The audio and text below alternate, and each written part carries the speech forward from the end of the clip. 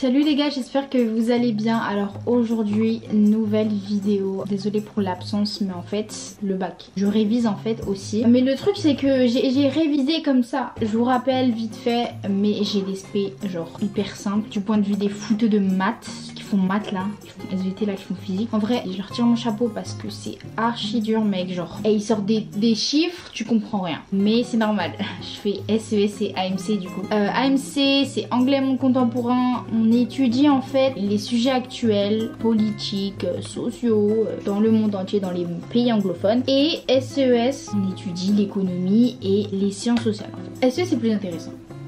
AMC, voilà. Donc, j'ai décidé de vous faire un retour, petit ressenti. Donc, le bac s'est terminé hier. Nous sommes mercredi. Les épreuves en France ont eu lieu lundi et mardi 20 et 21 mars de 14h à 18h. Le premier lundi, j'ai eu SES et mardi, j'ai eu AMC du coup. Alors, comment je me suis organisée finalement? C'est que du coup, j'ai révisé, on va dire à peu près 12 jours à l'avance. Parce que je me suis dit à un moment, il y en a assez chaud. Tu vas passer en mode survie, t'as pas envie. Je vous conseille vraiment de réviser plus tôt. Plus tôt c'est mieux c'est. Plus tôt c'est moins t'as de quantité de travail à fournir chaque jour, tu vois. Donc là je parle à ceux qui vont passer le bac parce que bon, nous les terminales on est over. Et ça s'est bien passé. Ça s'est bien passé. Pourquoi? Parce que j'avais déjà fait mes fiches à l'avance. J'ai parlé à quelques de mes copines et tout et elles ont fait leurs fiches vraiment genre sur le tas une semaine avant. Elles ont dû tout apprendre ensuite, genre c'était la grosse pression. Moi je vous conseille pas ça. Je vous conseille lorsque vous avez un contrôle, vous en aurez sur tous les chapitres normalement qui tombent au bac. Faites vos fiches en fait mec. Tu vois, tu révises pour un contrôle, tu fais une fiche normalement. Après chacun a son fonctionnement pour apprendre pour un contrôle, mais je vous conseille de faire des fiches, c'est efficace en fait. C'est un peu ce qui est résumé sur tout un cours, un polycopie avec des documents, des écritures que t'as pas forcément envie de lire. Donc voilà, j'ai fait mes fiches ne m'ont pas aidé. Pourquoi? Parce que la prof, c'est le sang, en fait, le sang de la veine. Ma prof d'SES, elle nous a donné des polycopiés qui faisaient synthèse. Et en même temps, du coup, j'ai travaillé avec les documents qu'elle nous avait donnés en classe. J'ai fait des exercices. Je me suis entraînée à lire des graphiques, à faire des phrases avec des pourcentages. Ça, c'est important aussi en SES, puisqu'on va vous demander que ça soit dissert ou EC. Les gars, sachez qu'il faut savoir lire des pourcentages. Quand tu décris une évolution de la croissance, tu vas pas seulement lire en fait tout bêtement. C'est ce qu'elle nous a dit, c'est que tu dois savoir interpréter le pourcentage et montrer que tu sais de quoi le document parle. Et en fait, lundi, je suis tombée sur le sujet, j'ai vu la disserte et je me suis dit, je vais même pas regarder les essais, mec, je vais prendre la disserte. Alors bien évidemment, j'ai regardé les essais. J'ai vu du brouhaha, j'ai vu du commerce international, c'est chiant, avantage comparatif, avantage je ne sais quoi. C'est très intéressant mais c'est chiant. J'ai pas appris le commerce. Déjà j'ai vu le commerce, j'ai fait non en EC3 en plus, je crois. C'était chaud. La disserte, elle était la suivante. Comment l'action publique s'est-elle transformée dans les sociétés démocratiques? Et j'ai eu une élimination en fait, simplement parce que mon cours était frais dans ma tête. L'engagement politique, c'est l'un des chapitres que j'ai révisé en dernier et j'étais vraiment contente parce que je maîtrisais toutes les définitions. J'avais du support, tu vois, parce que en fait quand il s'agit de faire des plans, c'est pour ça que je prends jamais la disserte. Quand vous faites des plans, mes plans ils sont un peu liquides en fait. Je vais pas le comparer à du caca quand même. Ça passe pas de ouf. Il y a les éléments pourtant, mais dans ma tête c'est mal organisé. Du coup sur la copie ça rend de la bouse de vache. Et donc j'étais à fond dans mon épreuve. J'ai pas été submergée par le stress parce que malheureusement le dernier bac blanc de SES c'est genre archi mal passé. Moi si vous avez vu mon ancienne vidéo. Et là je me suis dit on va relativiser en fait. Et je pense que vous devez pas stresser les gars vraiment. Parce que c'est simple à dire mais finalement qu'est-ce que c'est le stress? Et je suis arrivée à l'épreuve. J'étais en train de trembler parce que déjà, je suis rentrée dans la salle. T'as des prénoms, tu sais, qui sont scotchés sur le coin de ta table et tu dois regarder où t'es en fait. J'ai même pas vu mon prénom.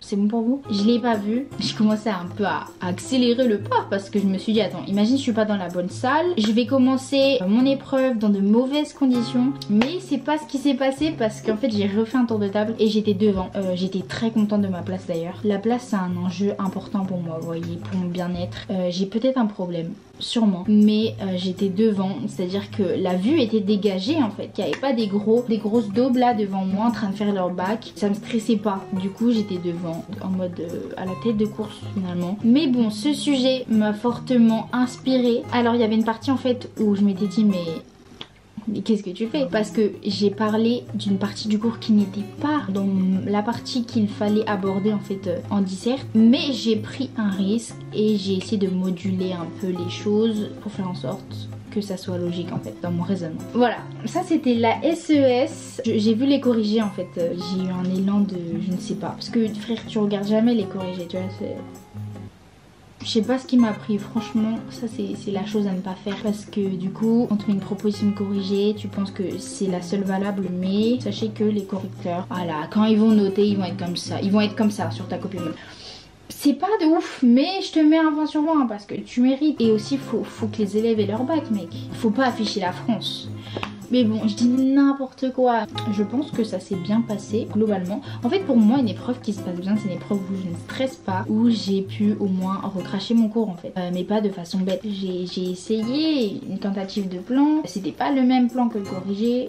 C'était un peu genre la merde. Mais c'est pas grave. J'ai mis des notions du cours qui collaient totalement avec. Voilà. Lendemain, AMC. AMC, alors, comment j'ai révisé? Je n'ai pas révisé. Alors, j'ai révisé quand même, parce que si ma prof d'anglais tombe sur cette vidéo, je suis un peu dans la merde. Le fait est que, en anglais, le jour de l'épreuve, il y a 2 exercices. Le premier étant une synthèse portant sur 3 documents de n'importe quelle nature. Donc ça peut être des cartoons, comment on dit? J'en perds mon français en fait. Des articles de journal, des témoignages et tu dois en faire une synthèse en anglais. T'as élaboré auparavant une problématique. Moi j'ai des problèmes avec les problématiques. Moi mes problématiques, elles sortent pas du lot, tu vois. Elles sont un peu en train de couler. Mais j'ai proposé un bon truc. La deuxième épreuve, tu as soit une transposition, soit une traduction. J'ai prié le bon Dieu pour avoir une traduction. J'ai eu une traduction parce que la transposition, les gars, déjà que je parle pas français, je n'écris pas français, je suis française, mais j'arrive pas à retranscrire en fait en français, tu vois, c'est chaud, j'arrive pas à résumer. Donc ouais, le but de la transposition, c'est que tu as un extrait en fait en anglais qui provient des documents et tu dois résumer cet extrait en français. Peine perdue, mais la traduction m'a sauvée. Donc c'est aussi de la grosse réflexion, genre j'ai dû passer 30 minutes dessus. Alors moi, comment j'ai réussi cette épreuve? Enfin, comment j'ai passé cette épreuve?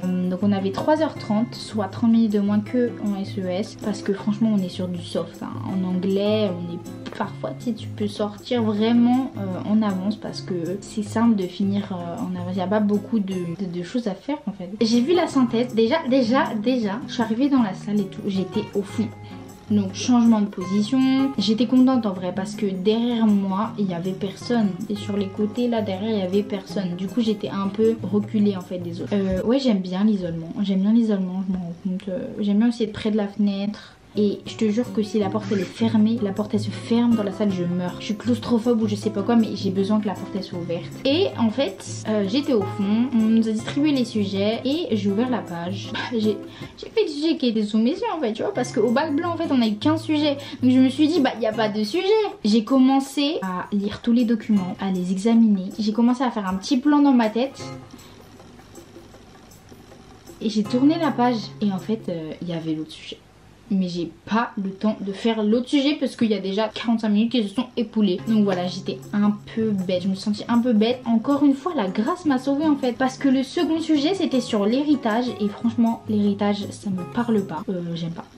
J'aime pas. Et le premier sujet était sur l'environnement. Alors on nous pompe avec ça dans toutes les matières, mais c'est pas grave. Je me suis dit go, on va tout donner. Donc j'ai fait ma synthèse, et je suis arrivée à la traduction. Traduction qui était un peu ardue, mais on perd pas les pédales. J'ai réussi en vrai, je pense. J'ai bien exploité les documents parce que je pense, enfin ma prof m'a dit que est-ce qu'elle dit vrai? Non, j'espère. Mais en fait j'ai envie de me faire fouetter un peu sur cette vidéo.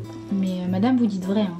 comme on dit, hein. Elle nous a dit, oui les gens, vous devez exploiter bien les documents. Donc c'est ce que j'ai fait en fait. J'ai un peu utilisé la méthode AEI en SES. Donc voilà, j'étais contente de moi. Je suis sortie, je suis rentrée chez moi, j'ai dormi et j'ai commencé une nouvelle vie sur Animal Crossing parce que je m'étais juré en fait d'avoir de nouveaux objectifs et maintenant c'est de redessiner ma vie sur Animal Crossing. Sachant que je suis plutôt avancée. Mais il y a des gens qui ont d'autres problèmes. Mes potes par exemple qui doivent passer des concours, aller à des prépas. Non, moi je me focus sur Animal Crossing et ça me rend heureuse.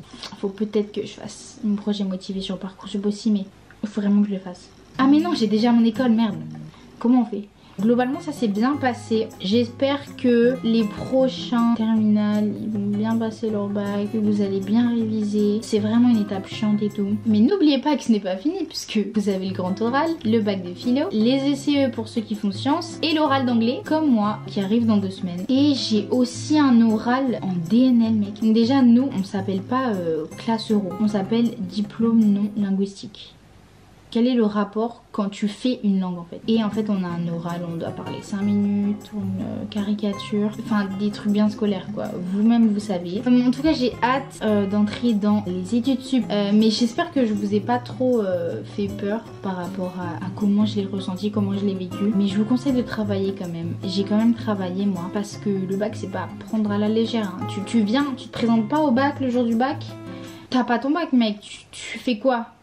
L'année prochaine, tu dois, pour pouvoir entrer en études sup, tu dois avoir ton bac. Ça, c'est un critère plus qu'essentiel en fait, tu vois. Je pense que je ferai du coup d'autres vidéos sur comment je me suis sentie pendant les épreuves. Et n'hésitez pas à me dire dans les commentaires si vous voulez que je fasse des vidéos explicatives, informatives pour ceux qui vont passer le bac l'année prochaine.